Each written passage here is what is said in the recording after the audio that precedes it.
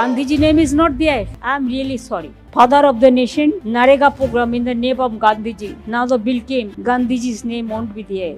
I cannot blame anybody except me because I belong to this country. तो इसका फायदा क्या है, किस लिए किया जा रहा है, महात्मा गांधी जी का नाम क्यों हटा रहे हैं? महात्मा गांधी जी तो इस देश के मतलब सबसे बड़े नेता इतिहास में, दुनिया में, विश्व में माने जाते हैं, तो उनका नाम हटाने के लिए मुझे समझ में ही नहीं आ रहा कि मकसद क्या है, इनकी मनसा क्या है। একদিকে বিদেশ সফরে বাপুর মূর্তিতে মাথা নোয়ানো আর অন্যদিকে দেশের ভেতরেই সরকারি প্রকল্প থেকে মহাত্মা গান্ধীর নাম মুছে দেওয়া, এই দ্বিচারিতাই এই মুহূর্তে বিতর্কের কেন্দ্রে। এটা কি নিছক নাম বদল নাকি পরিকল্পিতভাবে ইতিহাস মুছে ফেলা শুরু? নেহেরুর পর কি এবার টার্গেট গান্ধী? এরপর কি দেশের কারেন্সি থেকেও মুছে দেওয়া হবে মহাত্মার ছবি? নমস্কার, আমি মধুরিমা ভৌমিক আর দৈনিক সংবাদ অনলাইনে আপনারা দেখছেন সত্যি আসলে বেদনাদায়ক। স্বাধীন ভারতের ইতিহাসে এই প্রথম এমন ঘটনা ঘটল। সরকারি প্রকল্প থেকে চিরতরে মুছে দেওয়া হলো জাতির পিতা মহাত্মা গান্ধীর চিহ্ন। ये जो हमारे देश में चलते थे कि बहुत डाउन ट्रॉडन पीपल को 100 दिन की काम मिलते थे पर ईयर, वो है MGNREGA, वो है महात्मा गांधी जी के नाम पर। लेकिन अभी जो ट्रेजरी बेंच में है ये बीजेपी वाले फ्रीडम मूवमेंट में नहीं थे, इसीलिए फ्रीडम फाइटर के लिए, महात्मा गांधी जी के लिए और किसी के लिए इसका पास कोई रेस्पेक्ट नहीं है। उनकी जो प्रीडिसेसर है नाथूराम गॉडसे, उन्होंने महात्मा गांधी जी का हत्यारा की और उनको वो पूजा करते हैं। 30 अक्टूबर 1948 महात्मा गांधी जी को निधन किया गया और अभी कल 18 दिसंबर 2025 महात्मा गांधी जी को फिर एक बार निधन किया गया सदन के अंदर। আর এই সিদ্ধান্ত শুধু প্রধানমন্ত্রী মোদির একার নয়, বিজেপিরও একার নয়, গোটা এনডিএ সরকারের। বিরোধীদের প্রবল আপত্তি অগ্রাহ্য করে 8 ঘন্টা ধরে আলোচনা শেষে মধ্যরাত্রের বিরোধী শূন্য লোকসভায় মহাত্মা গান্ধীর নাম মুছে দিয়ে নতুন বিলে রাম আর বিকশিত ভারতের ছোঁয়া লাগানো নতুন বিল সংখ্যাগরিষ্ঠতার জোরে পাশ করিয়ে নিল তৃতীয় মোদী সরকার। এমন কাণ্ড যে ঘটতে চলেছে সেটা অবশ্য দুদিন আগেই স্পষ্ট হয়ে গেছিল, কিন্তু এখন প্রশ্ন উঠছে এরপর কি কারেন্সি নোট থেকেও গান্ধীর ছবি সরিয়ে দেবে সরকার? 50, 100, 500 সব নোটে কি গান্ধীজি এখন কেবল কয়েকদিনের অতিথি? তার চেয়েও বড় প্রশ্ন, গান্ধীর নামে থাকা বিশ্ববিদ্যালয়, মেডিকেল কলেজ, হাসপাতাল, প্রতিষ্ঠান, রাস্তা, হাইওয়ে এইসব থেকেও কি ধীরে ধীরে জাতির পিতার নাম মুছে ফেলা হবে? আশঙ্কাটা একেবারেই অমূলক নয়, কারণ মোদী সরকারের একাধিক সাংসদ এক সুরে বলছেন এটা নতুন যুগ, নাম বদলালে সমস্যা কোথায়? কঙ্গনা রানাওয়াতের কথাতেই এটা ধরা পড়েছে। কঙ্গনাকে মোদীজি টিকিট দিয়েছেন, সাংসদ বানিয়েছেন। সেই কঙ্গনা প্রকাশ্যেই বলছেন 2014 থেকেই ভারতের নতুন সূচনা হয়েছে, নতুন যুগে নতুন নাম। গান্ধীর নাম বাদ গেলে তাতে আশ্চর্য কি? কঙ্গনার যুক্তি হলো এক সময় নাম ছিল মনরেগা, এখন নতুন সময় বলে নতুন নাম, এতে দোষটা কোথায়? আগে শুনুন কঙ্গনা কি বলেছেন। जिस राम राज्य की सबने सपना देखा है, आज वो राम राज्य साकार हो रहा है और इससे बड़ी खुशी की क्या बात हो सकती है? का अपमान हो रहा है और नाम बदलने की जरूरत ही क्या है आखिर? क्यों नहीं, जब नया दौर आता है, नए दौर के अनुसार जो है नए नाम रखे जाते हैं। एक टाइम पे इसका नाम मनरेगा भी रखा गया था, तो अभी जो नया दौर है उसके चलते हुए नया नाम, तो इसमें क्या बुराई है? जब एक स्वर्णिम अमृत काल आया है भारत के लिए, तो हम definitely want to define it by our government, and which government doesn't want to do it?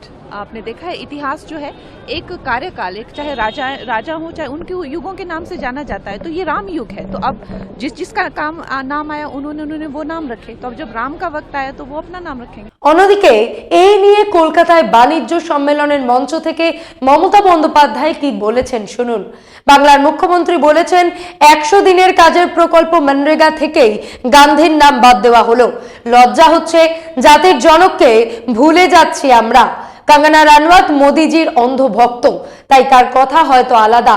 2014 পরেই তিনি ভারতকে আবিষ্কার করেছেন, সেটা একান্তই তার আবিষ্কার, কিন্তু প্রশ্নটা কঙ্গনাকে নিয়ে নয়, প্রশ্ন হলো, যেই সময় নরেন্দ্র মোদীর ক্যাবিনেটে মনরেগা প্রকল্পের কফিনে শেষ পেরেক পোতা হচ্ছে, মহাত্মা গান্ধীর নাম মুছে দেওয়ার প্রস্তাব আনা হচ্ছে, তখন সেখানে শুধু প্রধানমন্ত্রীর ধামাধরা বক্তরাই বসেছিলেন তা নয়। ক্যাবিনেট মিটিংয়ে ছিলেন নীতিন গডকরি, ছিলেন রাজনাথ সিং, যিনি নিজেকে অটল বিহারী বাজপেয়ী শিষ্য বলেন। তাদের কিন্তু কেউই আপত্তি তোলেননি, মুখও খোলেননি। শুধু তাই নয়, নিজেকে গান্ধীবাদী এবং সমাজবাদী বলার নীতিশ কুমারের মন্ত্রীরাও ওই বৈঠকে ছিলেন। চন্দ্রবাবু নাইডু, যিনি গান্ধীবাদী বিশ্বাসের কথা বলেন, তারও আপত্তি ছিল, অস্বস্তি ছিল, রাজনৈতিক ক্ষতিও হচ্ছিল। তবু তাদের মন্ত্রীরাও প্রতিবাদ করেননি। গান্ধীর নাম মুছে দেওয়ার প্রস্তাবে সই করেছেন এদের সবাই। সবচেয়ে বিস্ময়কর হলো 2014তে ক্ষমতায় এসে মোদী নিজেই গান্ধীর ভূয়সী প্রশংসা করেছিলেন। স্বচ্ছ ভারত অভিযানের প্রতীক হিসেবে ব্যবহার করেছিলেন গান্ধীর চশমা। ব্রিটেনে গিয়ে পার্লামেন্টের সামনে গান্ধীর মূর্তিতে মাথা নুইয়েছেন। আমেরিকা বা বিদেশ সফরে গিয়ে নিজেকে গান্ধীর একনিষ্ঠ ভক্ত হিসেবেই তুলে ধরেছেন প্রধানমন্ত্রী। সংসদেও বহুবার গান্ধীর প্রশংসা করেছেন। এই লোকসভাতেই দাঁড়িয়ে মোদী পরিষ্কার বলেছিলেন, কংগ্রেসের ভুল থাকলেও, ত্রুটি থাকলেও মহাত্মা গান্ধীর রোজগার গ্যারান্টি স্কিম তিনি বন্ধ করবেন না। আগে শুনুন তখন মোদী কি বলেছিলেন। सूझबूझ कहती है कि मनरेगा कभी बंद मत करो। मैं ऐसी गलती नहीं कर सकता हूं, क्योंकि मनरेगा आपकी विफलताओं का जीता जागता स्मारक है। आजादी के 60 साल के बाद आपको लोगों को गड्ढे खोदने के लिए भेजना पड़ा। ये आपकी विफलताओं का स्मारक है और मैं गाजे बाजे के साथ इस स्मारक का ढोल पीटता रहूंगा। শুনলেন, মোদীজি সেদিন বলেছিলেন, আমার রাজনৈতিক বোধ বলে মনরেগা কখনো বন্ধ করো না, আমি এমন ভুল করতে পারি না। অথচ মহাত্মা গান্ধীর নামাঙ্কিত সেই মনরেগা থেকে গান্ধীজির চিহ্নই মুছে ফেলা হলো। প্রধানমন্ত্রী হিসেবে নরেন্দ্র মোদীর সমালোচনা করার অধিকার আলবাত আছে, বিশ্লেষণ করার অধিকার আছে। দেশ হয়তো সেই জন্যই তাকে বেছে নিয়েছে। হতে পারে তার চিন্তায় ধীরে ধীরে গান্ধী, নেহেরু, 1947-এর স্বাধীনতার উত্তরাধিকার সব মুছে দিয়ে নতুন ভারত, নতুন যুগের গল্প প্রতিষ্ঠা করাই লক্ষ্য। কিন্তু শুক্রবার মধ্যরাত্রে যখন প্রধানমন্ত্রীর অনুপস্থিতিতে তার পক্ষ থেকে কৃষিমন্ত্রী শিবরাজ সিং চৌহান সংসদে বসে এই বিল পাশ করালেন, তখন বিরোধীদের প্রতিবাদ এমন পর্যায়ে পৌঁছয় যা সংসদ আগে কখনো দেখেনি। সংসদের ভিতরে বাইরে সারাদিন মহাত্মা গান্ধীকে ঘিরে মোদীর বিরুদ্ধে প্রবল আক্রমণ চলছে। মমতা বন্দ্যোপাধ্যায় থেকে শরদ পাওয়ার, স্ট্যালিন থেকে অখিলেশ যাদব, এমনকি বিদেশেও তীব্র প্রতিক্রিয়া হয়েছে। সংসদের ভেতরে রীতিমতো মিছিল বেরিয়েছে। বিরোধী দলগুলোর অভিযোগ, এই বিল মহাত্মা গান্ধীর প্রতি অসম্মান প্রদর্শন করছে এবং গ্রামীণ কর্মসংস্থানের অধিকারকে দুর্বল করছে। তাদের অভিযোগ, গান্ধীর নাম সরিয়ে দেওয়া এবং রাজ্যের উপর অতিরিক্ত আর্থিক চাপ আসলে ঘুরপথে শ্রমিকদের অধিকার খর্ব করা। মধ্যরাত পেরিয়ে এই রাজ্যসভাতেও এই বিল পাশ করানো হয়, যদিও তার আগে বিরোধীরা ওয়াকআউট করে এবং বিলটি সিলেক্ট কমিটিতে পাঠানোর দাবি তোলে।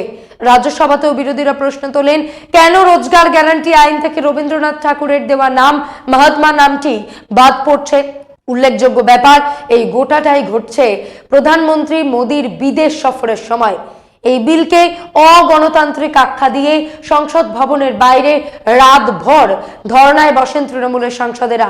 মাংকি টুপি আর কম্বল গায়ে সংসদের সিঁড়ির সামনে অবস্থানে বসেন দোলা সেন, ডেরেক ওব্রায়েন, সাগরিকা ঘোষ, সুস্মিতা দেব, ঋতব্রত বন্দ্যোপাধ্যায়রা। তৃণমূলের তরফে 12 ঘন্টার এই ধর্ণা কর্মসূচি ঘোষণা করা হয়। তাদের দাবি, মনরেগা প্রকল্প বাতিল করে মহাত্মা গান্ধী এবং রবীন্দ্রনাথ ঠাকুরের অসম্মান করেছে মোদী সরকার। বিদেশ সফরে গিয়ে প্রধানমন্ত্রী মোদী বাপুর প্রতি সম্মান দেখান, গান্ধীকে পূজ্য বাপু বলেও সম্বোধন করেন, কিন্তু নিজের সরকারি প্রকল্প থেকে বাপুর নাম মুছে দেন। এটাই আজ বাস্তব।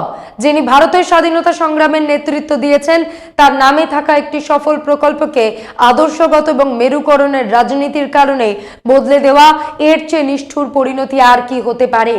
উত্তরাখণ্ডের বিজেপি সাংসদ অজয় ভাট সংসদে নিজের ভাষণে দাবি করেন, বিলে জি রামজি থাকার অনেক সুবিধা রয়েছে।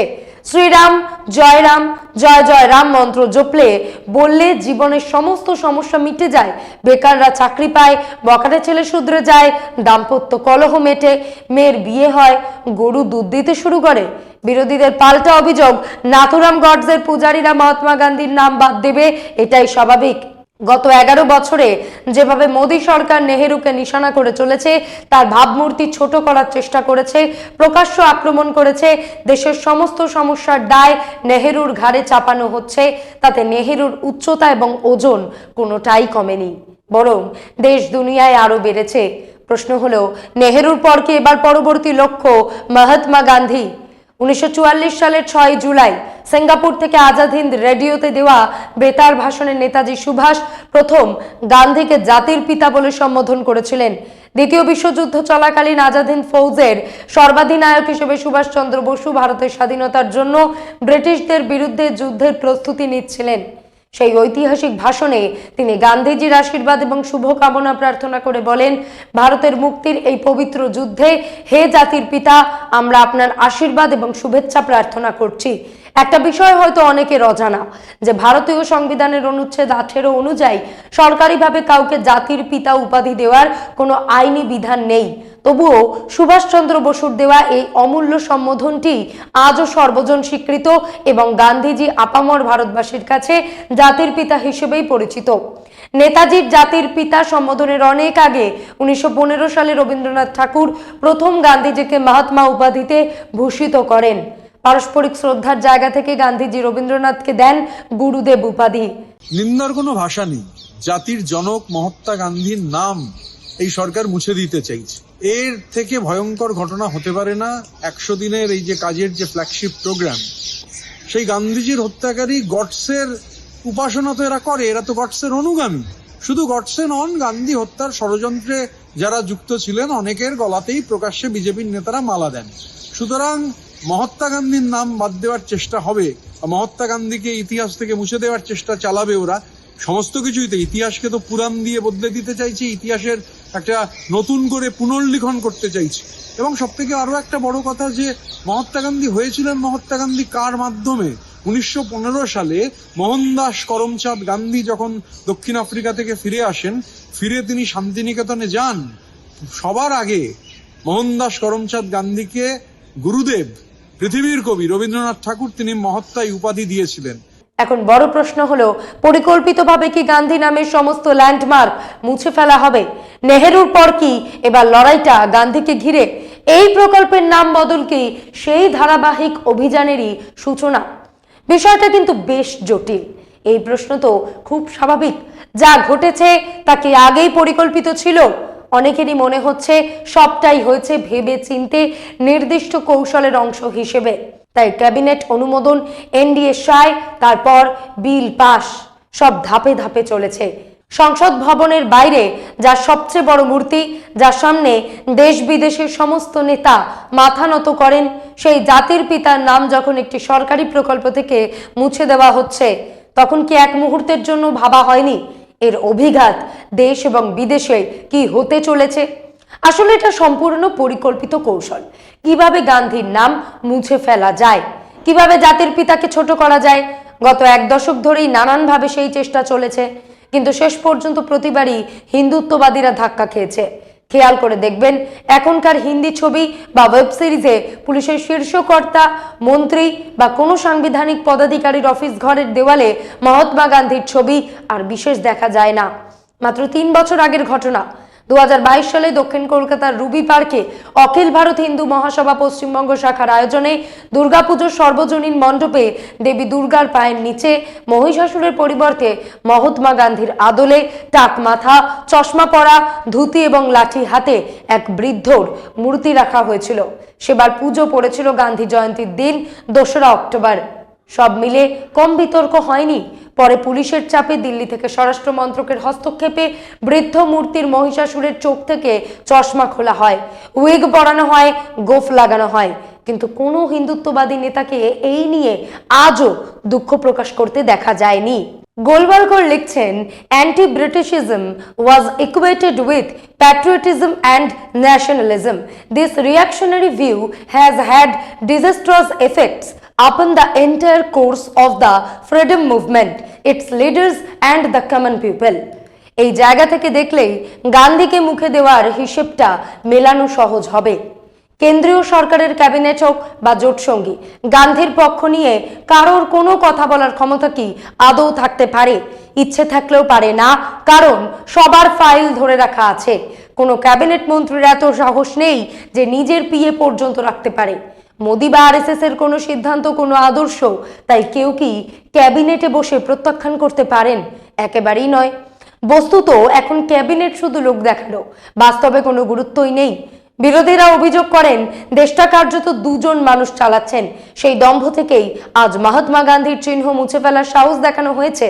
এটা শুধু গান্ধীর নাম বাদ দেওয়ার প্রশ্ন নয়, গভীরে গিয়ে ভাবলে অনেক বড় গভীর ষড়যন্ত্রের একটা ছোট অংশ। কতটা সুচিন্তিত উদ্দেশ্য থাকলে হিন্দি ইংরেজি জোড়াতালি দিয়ে নতুন নাম বানিয়ে সেখানে মর্যাদা পুরুষোত্তম রামকেও টেনে আনা হয়? উদ্দেশ্য তো একটাই, রামকে বিতর্কে জড়িয়ে দেওয়া, সমাজে নতুন করে বিভাজন তৈরি করা।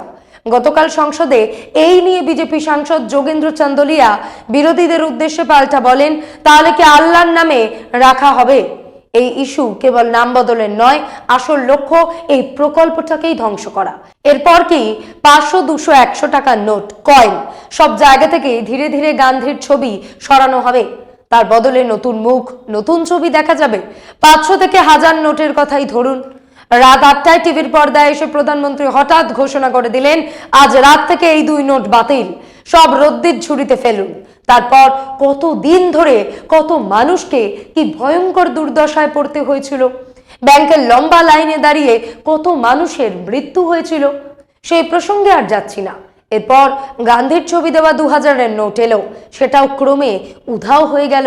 তাই কিছুই অসম্ভব নয়, লক্ষ্য একটাই, আসল ইস্যু থেকে মানুষকে ঘুরিয়ে দেওয়া। ডলার 91 ছিল কিনা তাতে কিছু যায় আসে না। কঙ্গনা রানাওয়াত বলছেন এটা নতুন যুগ, তা তো বটেই, না হলে এমন সংবেদনশীল গুরুত্বপূর্ণ বিষয়ে মূলধারার সংবাদ মাধ্যমে প্রতিষ্ঠিত অর্থশাস্ত্রীদের বদলে কঙ্গনা রানাওয়াত, অজয় ভাট, যোগেন্দ্র চান্দোলিয়াদের বক্তব্য এত প্রাধান্য পায়। নতুন যুগ তো বটেই। যে প্রকল্পে লক্ষ লক্ষ কোটি টাকা খরচ হয়, যেখানে 8 কোটিরও বেশি মানুষ জব কার্ডে নথিভুক্ত, সেই প্রকল্প নিয়ে এমন হালকা কথা হয়? হতে পারে? হিন্দি, তারপর ইংরেজি, তারপর আবার অজীবিকা মিশন গ্যারান্টি, এমন এলোমেলো নামকরণ যদি হতে পারে, তাহলে অনেক কিছুই হতে পারে। প্রশ্ন হলো, এনডিএর শরিক দলগুলো চুপ কেন? জেডিইউ সমাজবাদী আদর্শের কথা বলে, উপেন্দ্র কুশওয়াহা, রামবিলাস পাসওয়ানের দল, অজিত পাওয়ারের দল, চন্দ্রবাবু নাইডুর পার্টি, এদের অনেকেই তো নিজেদের গান্ধীবাদী সমাজবাদী বলে দাবি করেন। তাহলে এখন তারা নীরব কেন? ভবিষ্যতে কি এই সিদ্ধান্ত তাদের রাজনৈতিকভাবে চড়া মূল্য দিতে হবে না? আসলে ক্ষমতার লোভ, সবাই মন্ত্রিত্ব আঁকড়ে থাকতে চান। মোদি অমিত শাহের কাজের ধরন তারা জানেন। আজ কেউ প্রতিবাদ করলে 3 মাসের মধ্যে সরকার থেকে ছিটকে পড়বেন, এমনকি তাদের পার্টিটাই ভেঙে দেওয়া হবে। টাকা আছে, এজেন্সি আছে, ফাইল আছে, চাপ দেওয়ার সব অস্ত্রই আছে। দেশের দুর্ভাগ্য এখানেই, সব শরিক দল কেবল ক্ষমতার জন্য চুপ করে বসে আছে। বাস্তব হলেও আগামী 1 থেকে 2 বছরের মধ্যে 100 দিনের কাজের প্রকল্পটাই কার্যত শেষ হয়ে যাবে, কারণ বহু রাজ্য তাদের 40% অংশ দিতে পারবে না। রাজ্য তাদের অংশ দিতে না পারলে কেন্দ্র 60% দেবে না। গান্ধী নিজেই বলেছিলেন, রামরাজ্য মানে ক্ষমতার বিকেন্দ্রীকরণ, পঞ্চায়েতকে শক্তিশালী করা, অথচ মনরেগা থেকে পঞ্চায়েতের ভূমিকায় তুলে দেওয়া হয়েছে। এটা শুধু নাম বদল নয়, এটা গোটা ধারণাটার পরিকল্পিত ধ্বংস। যদি একে কেন্দ্রের টাকা বাঁচাও প্রকল্পও বলেন, খুব ভুল বলা হবে না। কেন্দ্র কিভাবে নিজের খরচ কমাবে সেই হিসেবেই হয়তো এই পরিকল্পনা। ছোট রাজ্য বাদ দিন, বড় রাজ্য উত্তরপ্রদেশের কথাই ধরুন। 2024 থেকে 25 সালে এই প্রকল্পে কেন্দ্র ইউপি পেয়েছে মাত্র 12,000 কোটি টাকা।